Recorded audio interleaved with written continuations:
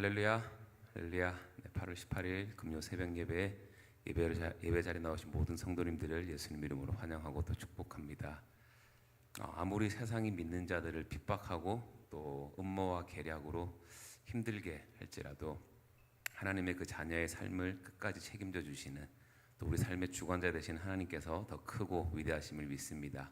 아멘. 우리 시간 우리 삶의 어떤 폭풍 속에서도 저희들 주님의 그 품에서 주님만 바라보며 나아갈 것을 이 찬양으로 함께 선포하며 나가겠습니다.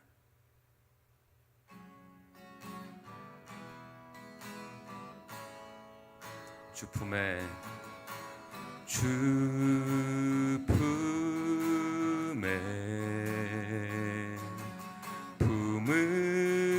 품으소서.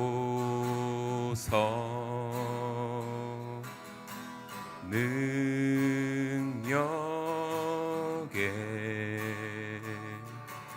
발로 덮으소서. 주님 안에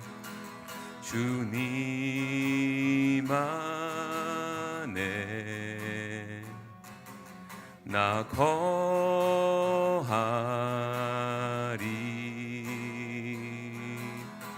주 능력 나 잠잠히 믿네. 거친 파도 날 향해 와도 주와 함께 날아오르리. 폭풍 가운데 나의 영혼 잠잠하게 주를 보리라. 주 품에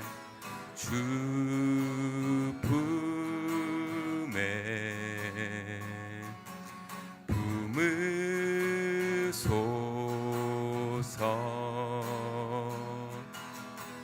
능력에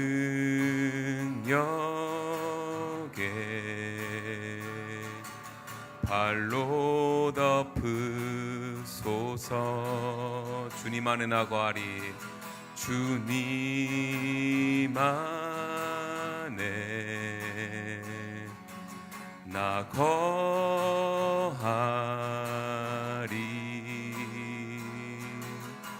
주 능력 나 잠잠히 믿네. 거친 파도 날 향해 와도 주와 함께 날아오르리.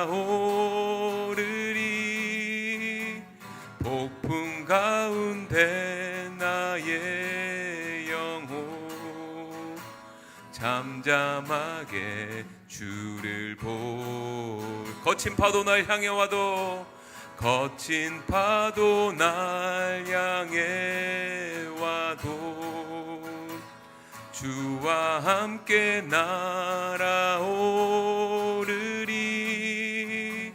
폭풍 가운데 나의 영혼 잠잠하게 주를 보리. 거친 파도 날 향해 와도 거친 파도 날 향해 와도 주와 함께 날아오르리.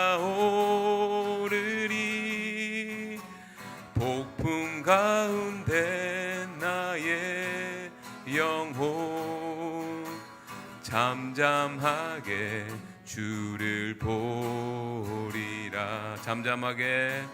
잠잠하게 주를 보리라.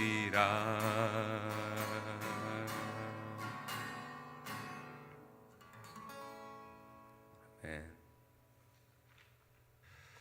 좋으신 아버지 하나님, 이른 아침에도 주님 앞에 나와 무릎으로 기도하며 찬송하며 주님 앞에 영광을 올려드리는 믿음의 권속들, 하나님의 은혜가 우리 가운데 임하기를 원합니다.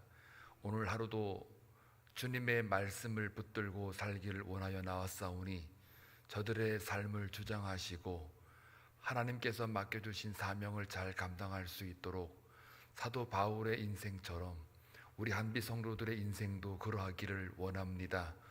각자의 기도하는 제목들 올려드릴 때마다 근심 걱정 쌓이는 것이 아니라 하나님의 인도하심과 하나님의 위로만 쌓일 수 있도록 오늘도 함께 동행하여 주옵소서.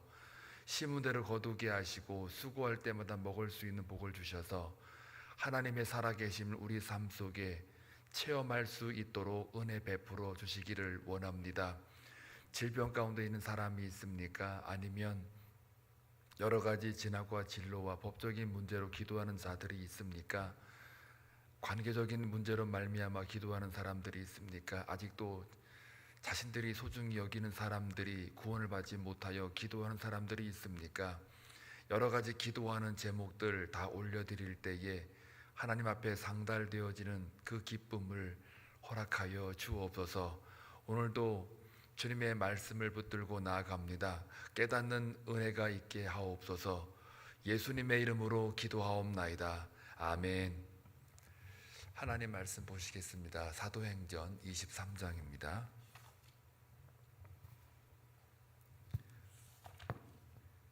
(23장) 12절에서 30절.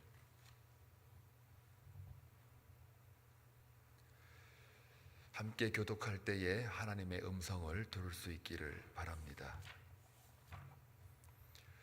날이 새매 유대인들이 당을 지어 맹세하되 바울을 죽이기 전에는 먹지도 아니하고 마시지도 아니하겠다 하고 이같이 동맹한 자가 40여 명이더라. 대제사장들과 장로들에게 가서 말하되 우리가 바울을 죽이기 전에는 아무것도 먹지 않기로 굳게 맹세하였으니 이제 너희는 그의 사실을 더 자세히 물어보려는 척하면서 공회와 함께 천부장에게 청하여 바울을 너희에게로 데리고 내려오게 하라. 우리는 그가 가까이 오기 전에 죽이기로 준비하였노라 하더니 바울의 생질이 그들이 매복하여 있다 함을 듣고 와서 영내에 들어가 바울에게 알린지라. 바울이 한 백부장을 청하여 이르되 이 청년을 천부장에게로 인도하라. 그에게 무슨 할 말이 있다 하니 천부장에게로 데리고 가서 이르되 죄수 바울이 나를 불러 이 청년이 당신께 할 말이 있다 하여 데리고 가기를 청하더이다 하매 천부장이 그의 손을 잡고 물러가서 조용히 묻되 내게 할 말이 무엇이냐. 대답하되 유대인들이 공모하기를 그들이 바울에 대하여 더 자세한 것을 묻기 위함이라 하고 내일 그를 데리고 공회로 내려오기를 당신께 청하자 하였으니 당신은 그들의 청함을 따르지 마옵소서. 그들 중에서 바울을 죽이기 전에는 먹지도 않고 마시지도 않기로 맹세한 자 40여 명이 그를 죽이려고 숨어서 지금 다 준비하고 당신의 허락만 기다리나이다 하니 이에 천부장이 청년을 보내며 경계하되 이 일을 내게 알렸다고 아무에게도 이르지 말라 하고 백부장 둘을 불러 이르되 밤 제3시에 가이사랴까지 갈 보병 200명과 기병 70명과 창병 200명을 준비하라 하고 또 바울을 태워 총독 벨릭스에게로 무사히 보내기 위하여 짐승을 준비하라 명하며 또 이 아래와 같이 편지하니 일러스되 클라우디오 루시아는 총독 벨릭스 각하에게 문안하나이다. 이 사람이 유대인들에게 잡혀 죽게 된 것을 내가 로마 사람인 줄 들어 알고 군대를 거느리고 가서 구원하였다가 유대인들이 무슨 일로 그를 고발하는지 알고자 하여 그들의 공회로 데리고 내려갔더니 고발하는 것이 그들의 율법 문제에 관한 것뿐이요 한 가지도 죽이거나 결박할 사유가 없음을 발견하였나이다. 같이 읽겠습니다. 그러나 이 사람을 해하려는 관계가 있다고 누가 내게 일러 주기로 곧 당신께로 보내며 또 고발하는 사람들도 당신 앞에서 그에 대하여 말하라 하였나이다 하였더라. 아멘. 복음은 하나님의 선교 안에서 바울을 통해서 지금 이루어지고 전달되어지고 있습니다. 사명자의 삶을 살아간다는 게 많은 것들을 해야만 가능합니다. 내 육적인 자아를 다 내려놓고 하나님의 의만 따라가야 되기 때문에, 그래서 복음 증거의 삶은 단순한 인간적인 삶이 아니고 하나님께서 부르심의 상을 받은 그 자들에 의해서 동참되어지는 삶이라 볼 수가 있습니다. 그렇기 때문에 하나님의 진리가 선포되어지는 이 땅에서의 대적하는 자들은 반드시 나타나기 마련인데요. 특별히 유대인들에게 있어서는 바울에게 복음을 증거하는데 많은 걸림돌이 되기도 합니다. 그러나 동시에 또 그 걸림돌 속에 하나님의 역사하심과 일하심이 어떻게 진행이 되고 있는가에 대해서도 우리가 볼 수가 있죠. 그렇기 때문에 평지만 있는 게 아니고 험한 골짜기도 있어서 그것이 하나님의 큰 눈으로 볼 때는 아주 멋진 인생의 그림이 또 그려지는 겁니다. 평지만 그려지면 그 그림이 멋있지도 않죠. 그런데 하나님의 관점에서 볼 때는 골짜기도 있고 높은 산도 있고 흐르는 물도 있고 또 몰아치는 폭풍도 있지만, 그런 하나님이 그 큰 그림을 그려 나갈 때에 그 볼 수 있는 눈이 있다면 그게 바로 믿음입니다. 오늘 바울을 죽이려고 지금 달려드는 사람들이 40여 명이라고 그럽니다. 뭐 큰 잘못한 것도 아니에요. 그 천부장이 가만히 이렇게 지켜보게 되면 결국은 율법 때문에 자기들의 기득권 싸움, 종교의 신념 체계 때문에 분쟁이 일어나고 갈등이 일어났던 것인데, 특별히 또 사두개인과 바리새인들 그 안에서의 또 이 부활을 믿는 사람, 믿지 않는 사람, 또 천사의 존재 유무에 대해서도 받아들이는 사람, 받아들이지 않는 사람, 이렇게 여러 가지 신념들 때문에, 종교적인 가치들 때문에 그 안에 분쟁이 있어서 결국은 이 화근이 누구한테 있느냐? 바울에게 있다. 그렇기 때문에 바울을 죽이려고 달려드는 건 당연합니다. 이 진리를 외치니까 이 비진리 속한 사람들이 진리를 잡아 죽이려고 하지 않습니까? 예수님도 잡아 죽였는데 스데반도 잡아 죽였고 야고보도 죽이고, 뭐 이제 바울이라고 가만 내버려 두겠습니까? 당연히 달려들지요. 그리고 오늘 그 첫 번째 구절을 보게 되면 40명이 모여가지고 식음을 전폐하고, 그러니까 먹지도 마시지도 않고 죽이려고 지금 혈안이 되어 있습니다. 이걸 가만히 볼 때에 한 사람 죽이자고 저렇게 식음 전폐하고 40여 명이 모의하는데, 저와 여러분은 어떤 사람입니까? 사람 죽이는 사람은 아니죠. 우리는 복음을 가지고 죽어가는 영혼을 오히려 살리려 드는 자들이죠. 말씀을 가지고 기도를 하면서 세상을 구원해 보겠다고 교회를 세우고 교회의 공동체를 이루며 살아가는 사람들입니다. 한 사람 죽이겠다고 저렇게 식음 전폐하는데 우리는 한 사람 살리자고 식음 전폐하는지는 모르겠어요. 그런 것들을 바라볼 때 살리는 거에 더 값진 거 아니겠습니까? 하나 죽이자고 하는 거는 이게 누가 봐도 값지지가 않아요. 그런데 이 사람들이 왜 식음을 전폐하고 한 사람 죽이게 또 달려드는가? 자기들이 믿어왔던 율법, 자기들이 믿어왔던 그 하나님의 섬김, 우리 눈에는 분명히 잘못된 것인데 저들 눈에는 잘못된 게 아닌 거예요. 그게 저 사람 하나 죽이는 게 하나님을 섬기는 거고 율법을 지키는 거라고 믿기 때문에 그렇습니다. 이 잘못된 종교적인 신념과 가치는 아주 무서운 거죠. 그런데 우리는 잘못된 신념이 아니고 단순히 종교적 신념 갖고 있는 게 아니라 살아있는 하나님의 말씀, 운동력 있고 날선 검보다 더 예리한 그 하나님의 말씀을 우리가 듣고 배우고 늘 예배 가운데 그 말씀을 깨닫는 은혜를 누리고 삽니다. 그러면 그 말씀 가지고 바른 방향을 통해서 세상을 구원하며 한 영혼이라도 살려내겠다고 우리는 먹지도 마시지도 않는가 한번 살펴보는 거예요. 우리의 그 영적 상태를 한번 돌아보자는 거죠. 한 사람 죽이겠다고 이렇게 달려드는데 우리는 얼마나 복음의 열정을 가지고 살아가고 있는지를 한번 이 아침에 성찰해 보기를 원합니다. 이런 사람들이 이렇게 달려드니까 이 바울은 얼마나 두려웠겠어요. 근데 이것을 이제 전달해주는 그 자기 조카가 와가지고 이 갇혀있는 자기에게 와서 이 말을 해주니까 이제 곧 그 안토니오 그 요새에서 그 공회로 이제 옮겨가는 그 이동 그 경로에 매복해 있다가 암살 그 계획이 있다라는 것을 듣지 않겠습니까? 그러니까 진짜 시금전폐하고 자기를 죽이겠다고 이렇게 숨어 있다.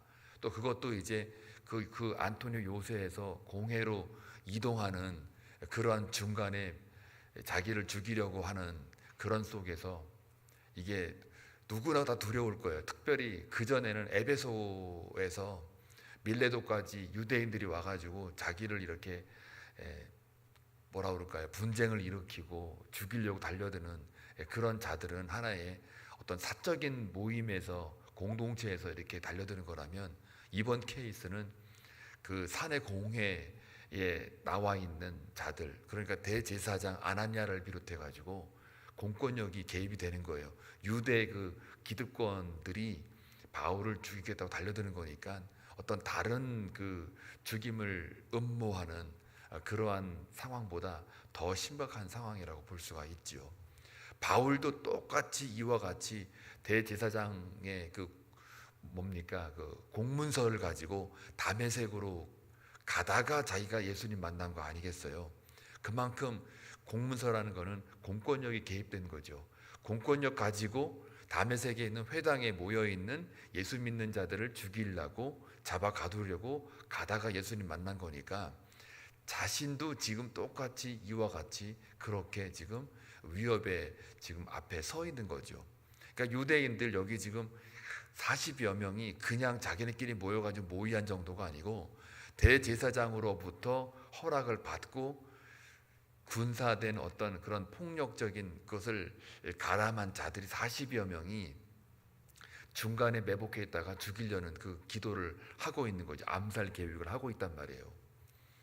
자, 그런데 오늘 희한한 건 뭐냐면 여기에 다른 어느 때보다도 죽음의 위협이 있다라는 것을 감지한 이 바울이 전혀 두려워했다라는 말은 언급이 없어요. 그 이유가 뭘까요?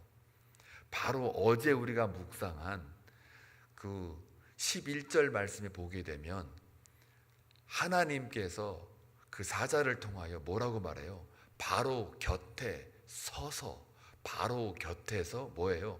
바울에게 너 담대하라 말하고 있잖아요. 그리고 지금 네가 예루살렘 여기서 증인했던 바와 같이 로마에서도 가서 내가 너를 보낼 것이니 거기서 네가 증인할 거다, 증언할 거다 이렇게 얘기를 하고 있어요. 근데 여기에 바로 곁에라고 하는 요 곁에라는 말이 헬라의 원어로 들어가게 되면은 바클레오라는 단어를 썼어요. 바클레오라는 말은 위로하다는 말이에요. 그러니까 바울 곁에서 담대하라라고 말을 해주고 있는 그 하나님의 음성을 볼 때 하나님의 위로가 있는 거예요. 그런데 지금 당장 그 순간에도 예루살렘에서 증언할 때에 증인된 삶을 살아갈 때에 죽을 뻔하지 않습니까? 그런데 이때 죽을 뻔한 것보다도 더 심각한 그 죽을 뻔한 상황이 지금 도사리고 있는 거죠. 그런데 전혀 두려워하지 않고 있는 이 바울의 모습을 볼 때에 그러한 상황들을 맞닥뜨리기 전에 하나님께서 미리 위로하는 거예요. 바로 곁에서 바울을 담대하라고 위로하고 단순히 심정적으로 너 마음을 담대하게 먹어 이렇게만 말하는 게 아니라 할 일을 다시 또 주잖아요. 아니 이미 알고 있는 일을 한 번 더 되새겨 주잖아요. 너는 여기서 머무르는 애가 아니라 너는 로마에까지 가서 나를 증거할 거야. 증인된 삶을 살아낼 사람이야. 너는 나의 사명자로서 나의 대사야. 내가 보내는 사람이야 라고 말을 하는 거예요. 그러니까 진정한 하나님의 위로는 다른 게 아니고요, 정신적으로 감정적으로 이렇게 담대하라고만 말하는 게 위로가 아니라 그 위로 그 안에는 하나님이 바울에게 주는 사명이 있는 거예요. 목적이 있고 뜻이 있는 거예요. 그것까지 함께 포함해서 너는 여기서 지금 사람들이 너를 죽이려 하지만 너는 지금 앞으로 내가 너를 로마로 보내서 로마에서 할 일이 있어. 그 사명을 부여할 때에 그 위로가 더 강하게 어필이 되는 거죠. 그냥 단순히 그냥 참아, 담대해, 마음 굳게 먹어, 이렇게만 하면은 네 이러고서 끝날 일이지만, 그러나 그 말 플러스 너는 여기서 죽임 당하는 사람이 아니야. 너는 내가 너를 로마로 보낼 거기 때문에 여기서 했던 일처럼 똑같이 거기서 할 거야. 그러니 담대하라 라고 할 때는 내가 여기서 죽임 당하는 게 아니로구나. 내 인생에 지금 로마로 가서 복음을 증거하는 게 나의 삶의 목표인데 하나님이 이걸 다시 나한테 확실하게 확증시켜 주시는구나, 한번 짚어 주시는구나 라고 하는 말을 들을 때 그 위로, 그 하나님의 그 계획을 구체적으로 말해 주니까 거기에 두려움과 그런 어떤 떨림이 사라지는 거예요. 그러면서 오늘 여기 보니까 40여 명이 이제 매복해서 당신을 죽이려 합니다라고 바울의 조카 생질이 와가지고 설명하고 이야기를 할 때에 두렵다거나 떨린다거나 큰일 났네, 이거 어쩌나, 이렇게 바울이 반응한 게 아니라 오히려 바울을 통해서 천부장을 동원하여 천부장이 오늘 그 바울을 가이사랴에까지 이송할 때에 몇 명이 달라붙습니까? 보병이 200명에다가요, 기병 말탄자 군인이 70명에다가 그 다음에 창을 든 자, 창병이라고 그래요. 창을 든 자가 200명이에요. 토탈 470명을, 그 죄수 하나를 이렇게 데리고 가는데 470명이 왜 필요합니까?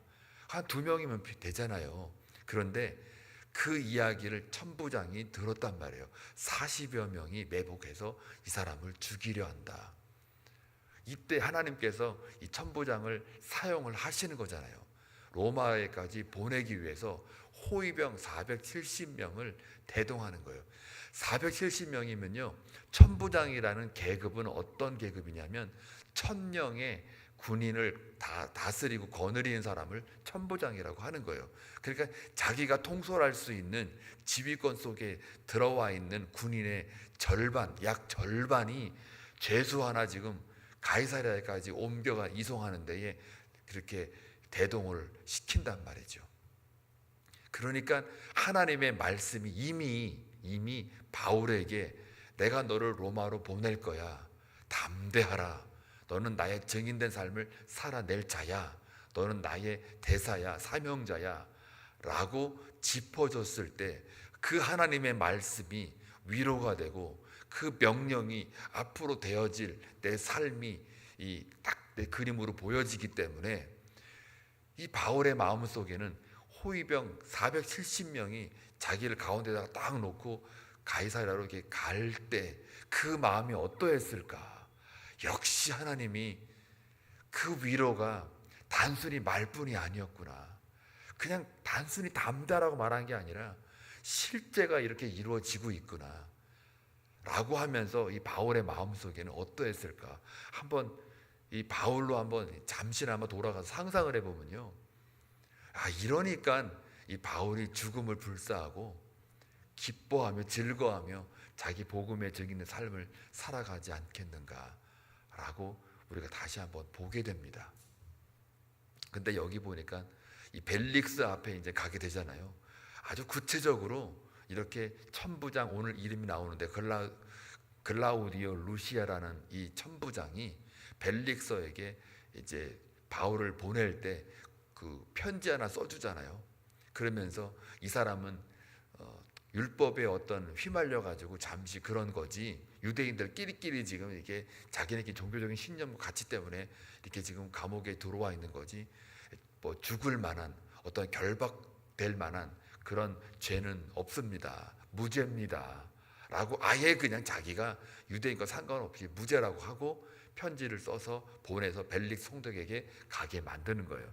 이제 내일 있을 여러 가지 그 이야기들은 벨릭스 앞에서의 바울의 모습을 또 보게 되는데요.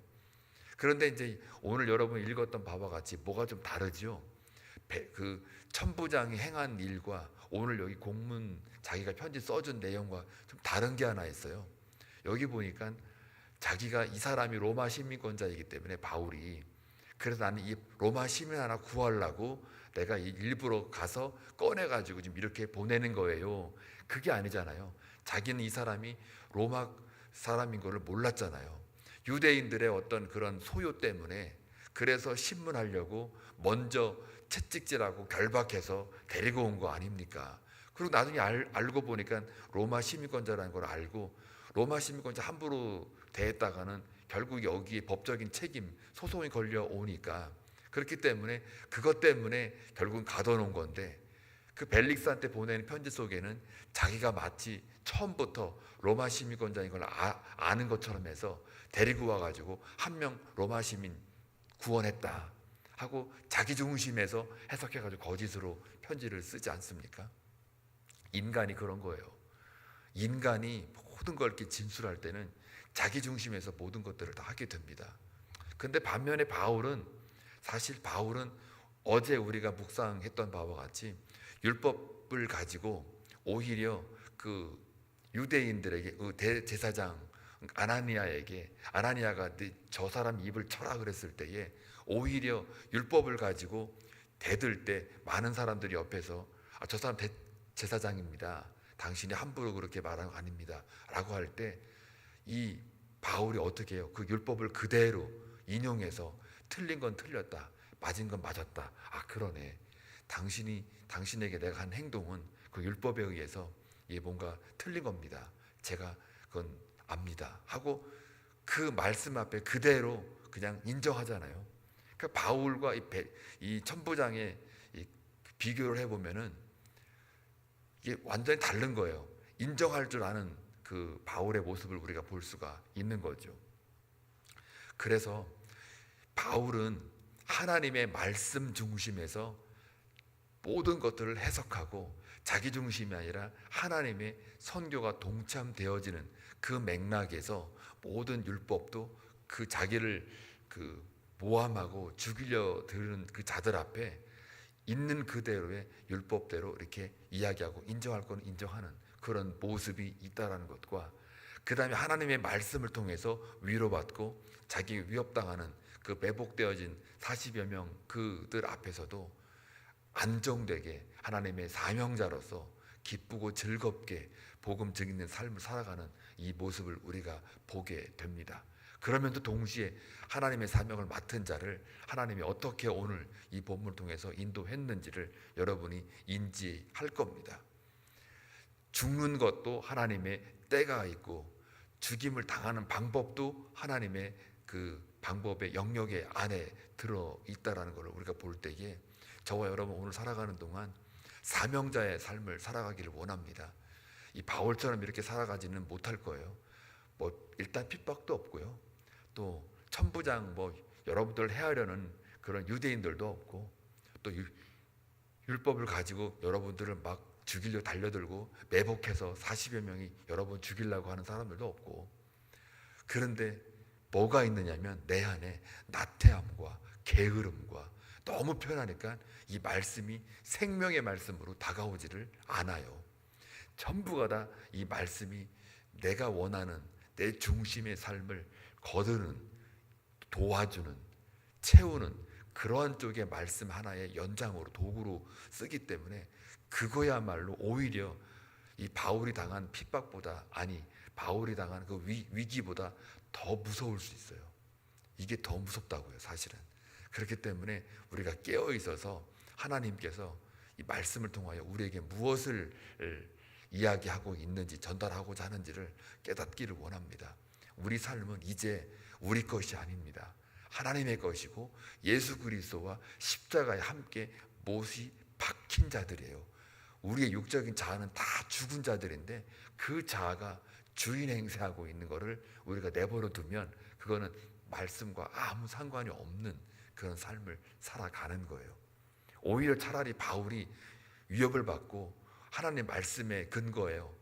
사명을 이뤄가는 이 삶이 육신의 안락함과 편리성은 전혀 없지만 그러나 오히려 그 마음과 영혼은 즐겁고 기쁘다는 거죠. 호위병을 딱 끼고 가이사랴로 걸어갈 때 그 바울의 그 영혼은 얼마나 기쁘겠어요. 육적으로 볼 때는 참 비극이고 저주지만 그러나 그 영혼은 찬송을 하고 있는 거예요. 근데 우리는 육은 참 편하고 안락한데 영은 이게 편한지, 이게 죽는 건지, 하나님과 멀어지는 건지, 하나님이 내 안에서 뭔가 나를 인도하는 건지 그것조차도 모르는 채 그냥 떠벅떠벅 세월만 까먹고 있는 거예요. 세월만. 그러고서 막바지 다 늙어서 어차피 다 죽을 인생들인데 그거에 그냥 목매가지고 살아간다. 그게 오히려 어쩌면 바울의 인생을 볼 때, 하나님 관점에서 볼 때 그게 더 어리석은 미련한 인생이라는 거를 이 바울의 이 소명자의 삶을 비춰볼 때 우리에게 한 번 더 이 말씀을 통해서 말하고 있는 거예요. 이거 깨닫는 거예요. 이거 깨닫는 자가 바로 하나님 앞에 더 가까이 나아가는 삶인 줄로 믿습니다. 오늘 하루 살아가는 동안 기도에 힘쓰고 말씀에 전무하고 혹시라도 내가 그런 삶을 살고 있지는 않는가 성찰하시면서 자기 중심을 버리고 육적인 자아를 버리고 하나님의 말씀에 붙들려 사는 그런 인생 되시길 주의 이름으로 축원합니다. 기도합니다. 좋으신 아버지 하나님 감사합니다. 바울이 담대하게 복음의 증인된 삶을 살아갈 수 있었던 그 이유는 하나님의 음성을 듣고 담대하라고 했던 그 마음, 그 명령에 순종하여 자신에게 맡겨진 그 사명이 무엇인지를 분명하게 알아서 하나님의 인도하심 따라 하나님의 선하심으로 말미암아 로마 군인을 동원해서 자신의 삶을 이뤄갈 수 있게 하신 그 하나님의 열심과 보호하심과 인도하심 때문입니다. 오늘 살아가는 성도들의 삶도 이와 같이 하나님의 선하심과 인자하심이 우리 앞에 앞서서 진행하여 우리는 그저 따라갈 수 있는 그런 인생을 살아갈 때 우리의 인생 또한 하나님의 선교에 동참하는 삶이 되는 줄로 믿습니다. 오늘도 그것을 위해 기도할 때 응답받는 기쁨으로 채워주시고 하나님의 위로가 말씀을 통하여 충만하게 채워지게 하여 주옵소서. 예수님의 이름으로 기도하옵나이다. 아멘.